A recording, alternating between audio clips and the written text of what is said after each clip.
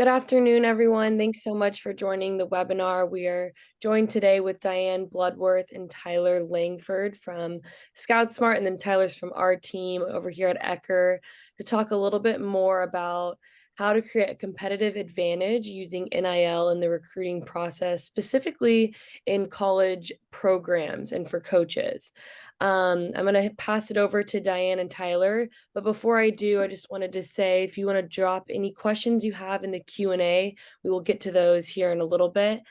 This is going to be more of like a open discussion type webinar, different than some of the ones we've done in the past. We'd really love to hear from you guys and answer any questions you might have. So without further ado, Tyler, you can take the floor.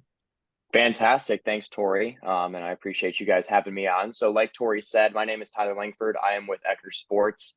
I'm currently serving as our Director of Customer Success and Media. So I get to, talk to a lot of coaches and speak to a lot of people, in the recruiting and the NIL world. So very excited to be chatting with you guys and with Diane and Tori today about how NIL can be used as a competitive advantage in the recruiting process, and go over some good tips, tricks, and things to know while you're starting your name, image, and likeness journey. Diane? Awesome. Thanks, Tyler. I'm Diane Bloodworth. I'm the founder and CEO of scoutSMART. And just a little bit about scoutSMART. We help college football programs win more games, and we do that by helping them find the recruits, working with coaches to find the recruits that are going to fit and stay in their program. And so today's webinar at NIL, we want to kind of integrate how NIL can be used as a competitive advantage.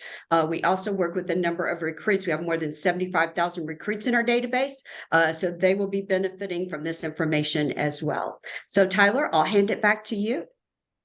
I appreciate that. And, like Diane mentioned, they have a wealth of resources, and they're someone that we're really excited to be working with. So we appreciate you guys collaborating with us. And obviously we've got, the tip top expert in Diane here with us today. So it's all good stuff. So the first thing I want to look over, we are obviously an NIL company, is the NIL laws in all 50 states plus Washington, D.C.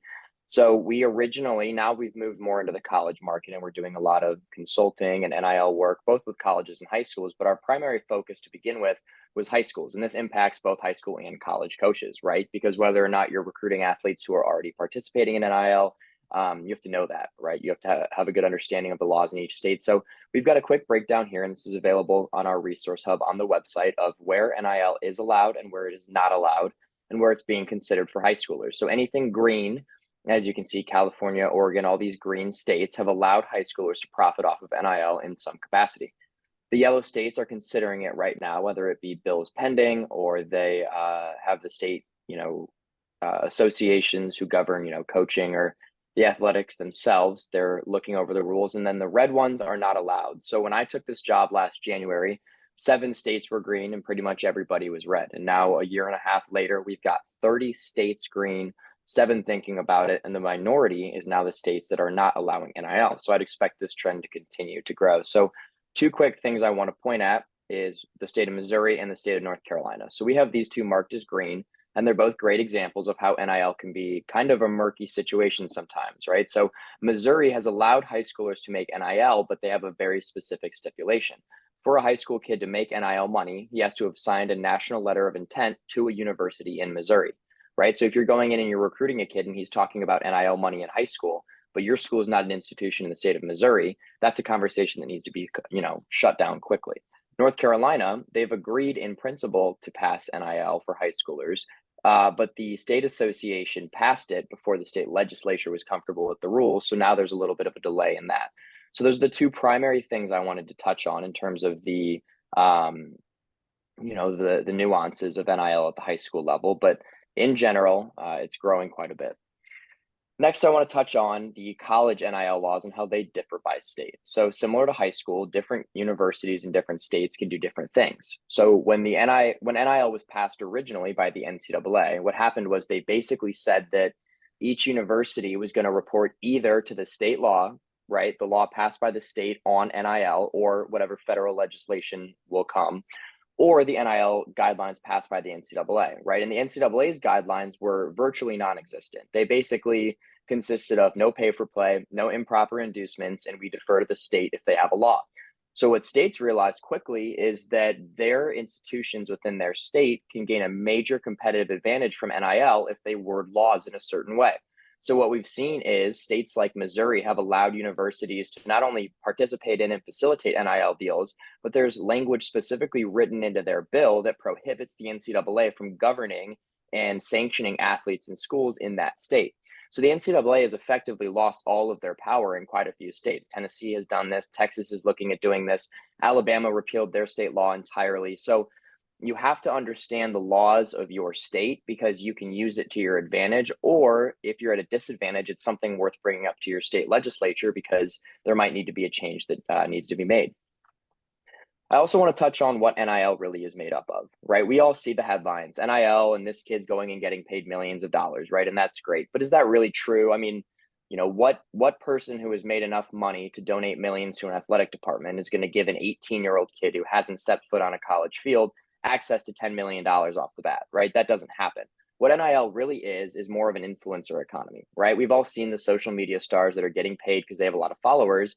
That's kind of what NIL has turned into. 80% of NIL deals are social media related, right? And a lot of it comes down to endorsement deals and companies wanting to partner with athletes who have a large following, not just athletes who have big names like, the Manning kid, Arch Manning or Quinn Ewers or any of those other guys. They're the exceptions. And then NIL and the transfer portal. This is a pretty obvious intersection here, right? With more money available to kids and different laws in different states, people are more likely to open up their options and be re-recruited, right? Look at where else they could go, where else they could play, and where else they could possibly make money. And that brings us all down to NIL as a competitive advantage. If you have a program that is set up to help your kids build their brand and understand NIL, and you understand the state laws, and you understand how to interact with companies and facilitate NIL deals within the bounds of the legislatures and the rules that are given to us by the NCAA, then NIL can be a very positive experience for you and for your kids. And NIL is also relevant at all levels of play, right? It differs from the top D1 and Power 5 schools down to NAIA. But I have friends who are playing, golf at the NAIA level in college, and they're making NIL money. It might not be the millions or hundreds of thousands of dollars that you're hearing, but every single kid who's playing sports at the college level has a chance to leverage that and make money off it. So it's worth exploring.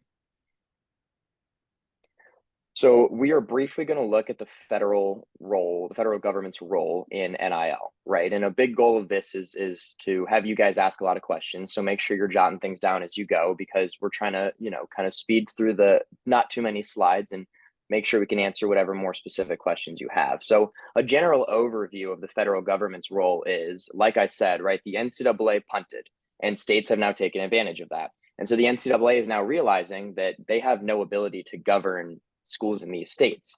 So who supersedes the state governments? The federal government. So what they've done is they have, hired a former federal legislator, Charlie Baker, as the head of the NCAA, and his job now is basically to work with federal legislatures to ensure that athletes are being taken care of and ensure that there are not major disparities in laws from state to state, because, like I said, that can create major impacts on schools in one state versus another, right? So the NCAA is very pro federal government getting involved, and what they're doing to help is they're lobbying the government. They're working with schools and states to try and evaluate what has gone well and what has not. But frankly, they need to get this done pretty fast because a lot of change is coming, and the Power 5 and top Division I schools are significantly less reliant on these NCAA. So the NCAA is now relying on federal legislatures to kind of swoop in and save them from the mess that they created.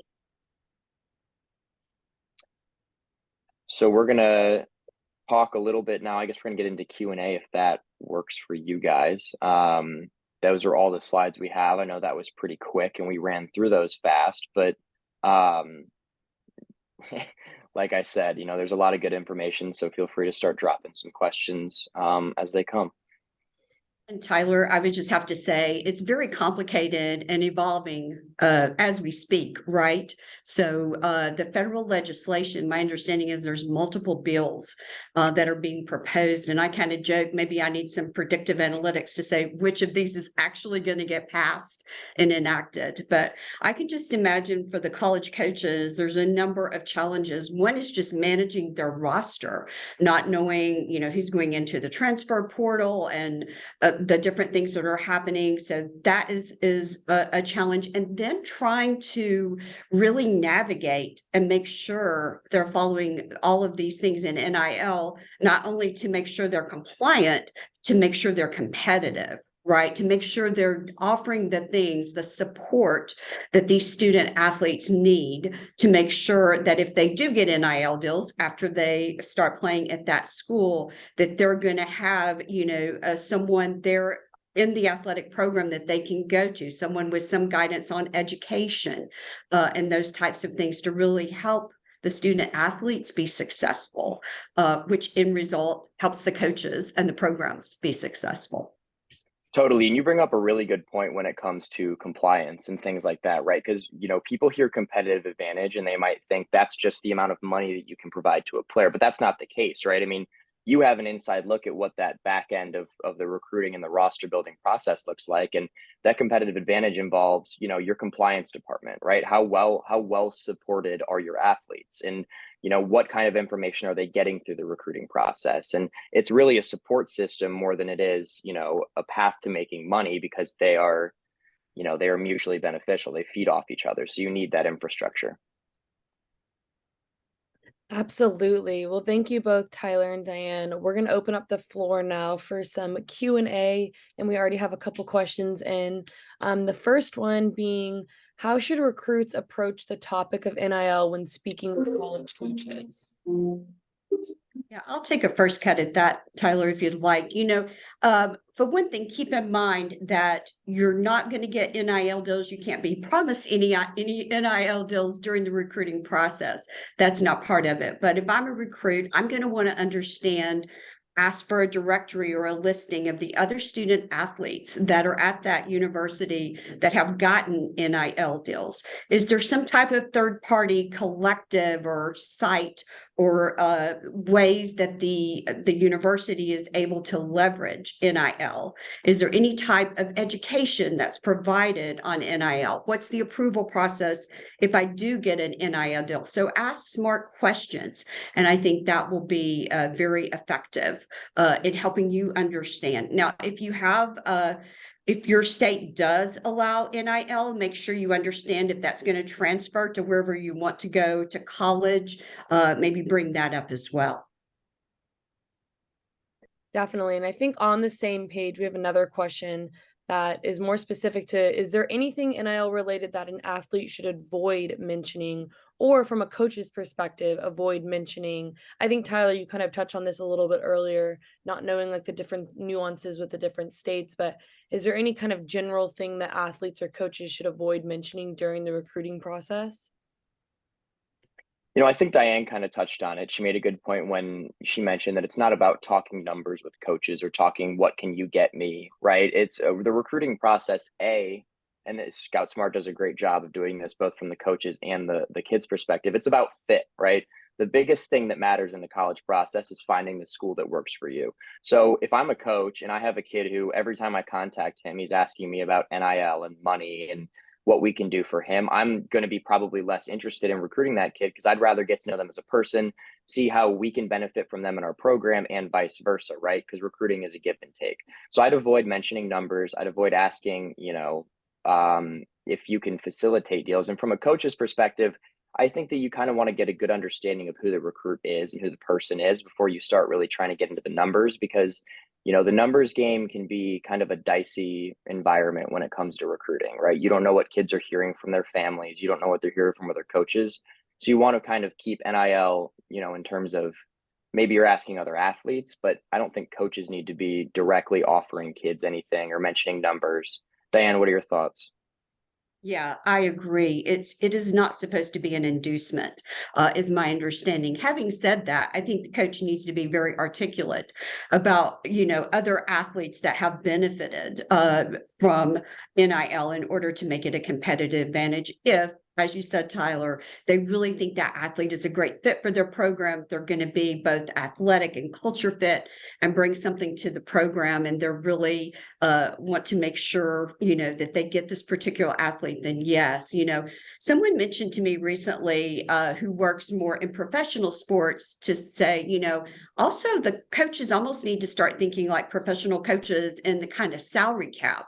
So if you're collective or the NIL deals are not unlimited, you might think about, what players am I going to target? Is it one great player who's going to be expectations are going to be very high for NIL, or is it a group of very good players that kind of split that pie? So just a lot of things to think about. And I think those lines between professional and collegiate sports, I think that's continuing to blur a little bit.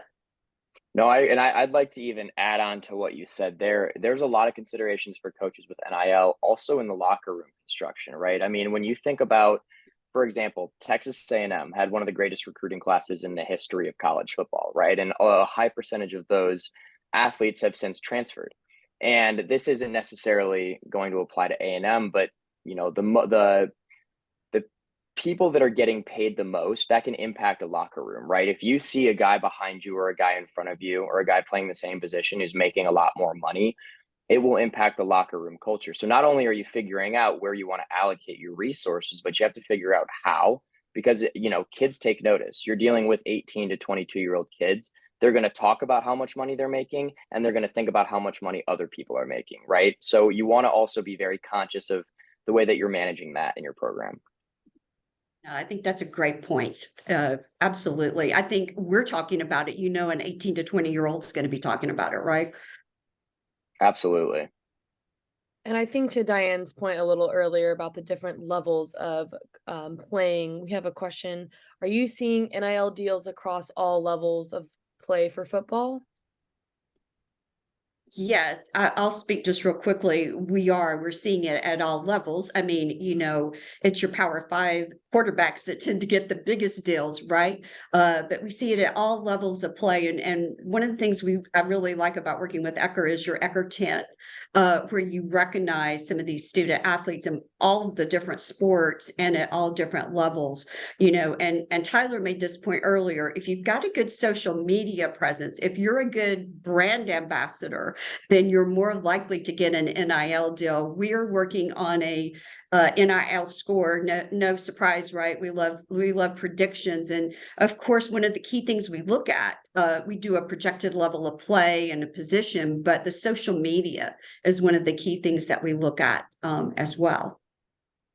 Yeah, I mean, your NIL value, unless, like that, Diane made the point when it comes to NIL, right? Unless you are the top 1% of the top 1%, your NIL value is driven not necessarily by what logo you're wearing on the field, but by what your social media profile is, what your values are, how you represent yourself, in the public. So, yeah, I'm a junior in college. I go to Creighton University. I have a friend who is also a junior. He goes to Doane. It's an NAIA golf school. None of you should have heard of this school, but he has NIL deals, right? Because he understands how to leverage marketplaces like Open Doors, and he understands how to reach out to companies, and he's willing to take no for an answer. I have another friend playing D3 football at Rhodes College. I've interviewed people who are walk-ons at big schools and who are backups at tiny schools, and everyone has done NIL deals, and it hasn't been based on their talent. It's just based on how willing they are to put themselves out there and to leverage their social media brand. I mean, I know a kid who started a TikTok and would just do a day in the life of an athlete, right? And that gained traction, and now he has deals coming from that. So NIL ultimately is up to you a lot of the times. It's less people handing you money and more you advocating for yourself and building your own brand, but also some life skills, right? So it's an important process to learn.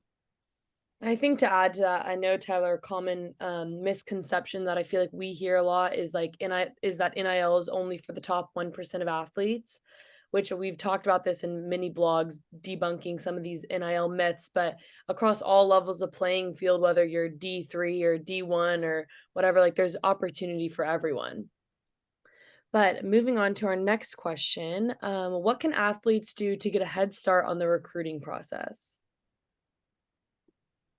Well, that's definitely a Scout Smart question right there. I think you need to decide, you need to be realistic about your athletic ability, your academic ability, where you want to go to school, where you think you might fit. And then make sure you're very focused in how you get contacts with those college coaches. Of course, we'd love for you to have a Scout Smart profile. It's free. We believe in a level playing field. And so create your free Scout Smart profile. We'll be sharing that with college coaches and on Twitter, etc. But also work with your high school coach. Many of the high school coaches have good connections with the college coaches. They can help you as well. Make sure that if you are reaching out to a college coach, you don't just DM them a huddle link. I mean, we're not even coaches, we're a recruiting platform, but we get hundreds of DMs of just my huddle link, and coaches are going to ignore that because they're getting it all day long. Tell them why you're a good fit for their program. Tell them what you're going to bring, how you're going to help them win. Really give it some thought and really think about, is that school, a good fit for you? Make sure your huddle links, your huddle is cut up right and highlighted and easy to look at. They're only going to watch a few seconds of it. And if it doesn't grab their attention, they're done. Make sure your Twitter profile is up to date. Don't put your prom picture. Make it about football. Twitter is about football. Make sure, you've got your contact information on there. See a lot of NCAA IDs, your huddle link. And of course, did I mention, make sure you have a Scout Smart profile. Awesome. We have another question, and I'm really glad that somebody asked this question because I think it's back to my point on how there's a common myth that NIL is just for the top 1% of athletes. And there's also a myth that it's only for like football players. But to add to that, someone asked, how do you think NIL deals affect emerging women's sports like flag football? I love this question. So if I can take this one real quick. So I run our podcast in our Eccker 10, and there's this girl. So I've interviewed quite a few women, and women's sports, for starters, are kind of blowing men's sports out of the water when it comes to NIL. Yes, you've got football, but even basketball, women's basketball, their NCAA tournament this year generated more revenue through NIL than the men's tournament did. So I was recently interviewing this girl, Sophia Chepnik, who just spent her freshman year playing lacrosse at Clemson. And she's extremely, A, very impressive. B, she has done a lot of NIL deals. And C, she is all about the woman empowerment movement in sports. And the opportunities for women are abundant because women understand how to leverage their brand and their social media, and they're more comfortable doing so in a way that men aren't, and they've been doing it for longer. So women have a significant advantage in NIL, and I absolutely think that I can't speak much to girls flag football specifically, but I know that women's sports in general are a fantastic place to start when it comes to NIL. And I would really encourage anybody who is playing athletics in general, but especially women, to start reaching out to brands. And just like Diane said, when you're going through the recruiting process, you're finding good fits. It's the same with the NIL process. Go find brands that have the same values as you. Let them know why you're a good fit and why you're interested, and they'll respond. And worst thing they can do is say no. The best thing they can do is say yes. So we're going to be dropping the Sophia Chepnik interview in a couple weeks, and I highly, highly encourage people to go listen. We'll send out a link. But yeah, I mean, if you want opportunity and you're a woman in sports, you have a ton of it. So I highly encourage anybody to go for it because, the world is actually at your fingertips as a woman in sports. I agree. And I think to add, I feel like this whole new environment with NIL, and especially for women's sports that are emerging, like flag football, that may have not had as much awareness in the recent years, I think we're in a really unique time, and there's a lot more opportunity for more awareness for these women, for sports like flag football for women's, that I know is getting really big. So I think we're definitely in a really cool time period right now and I think NIL has brought a lot of that opportunity to the table for sure. All right, we have time for a couple more questions, but before we do, Tyler, do you want to switch over to the next slide so I can really quickly go over the next one, please? Thank you. I just wanted to one more. There we go.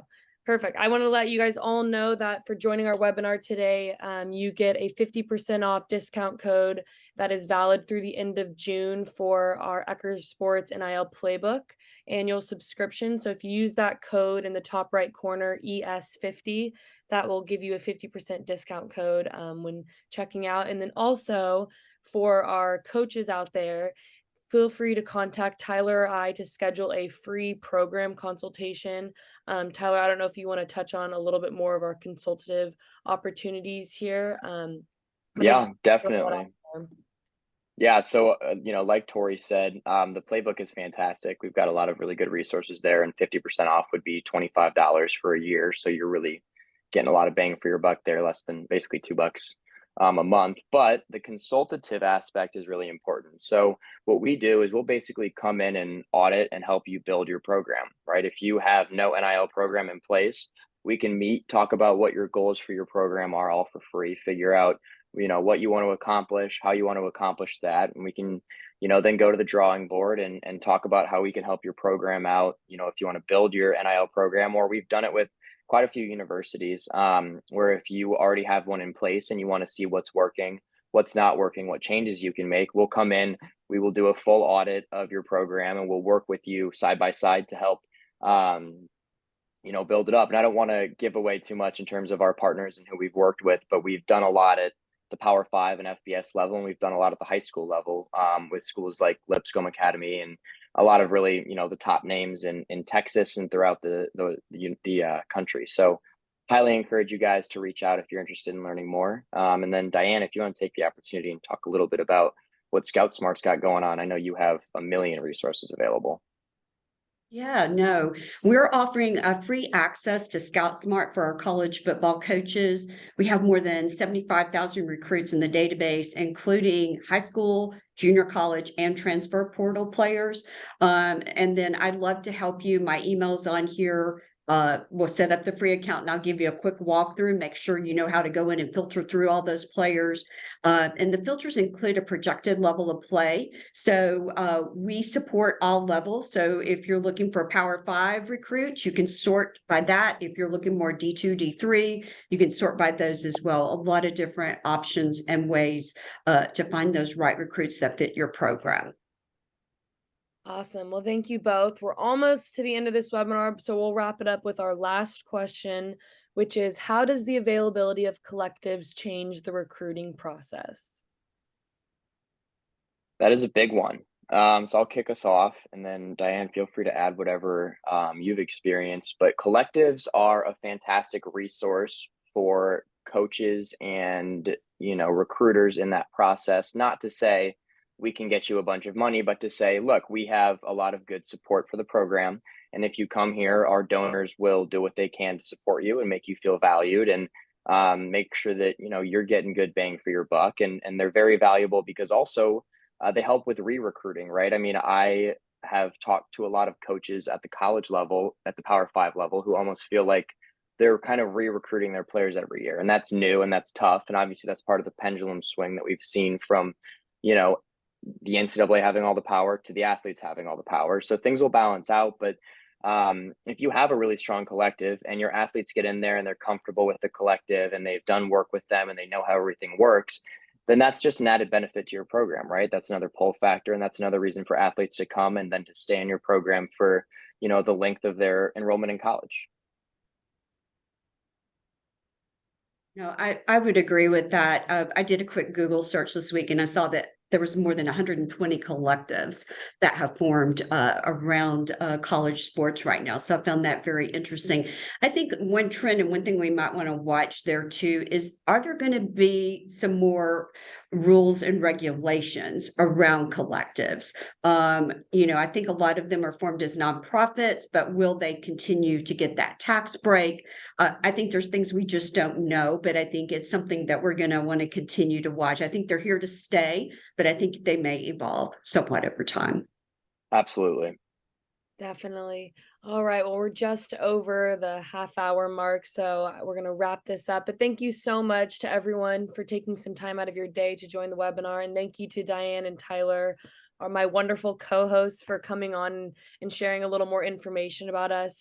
We will be sending out this recording and a copy of the slides to all of the participants and registrants for today's webinar. So I appreciate it, and I hope everyone has a great rest of their day and a great rest of their week. Thank you. Thanks, everyone.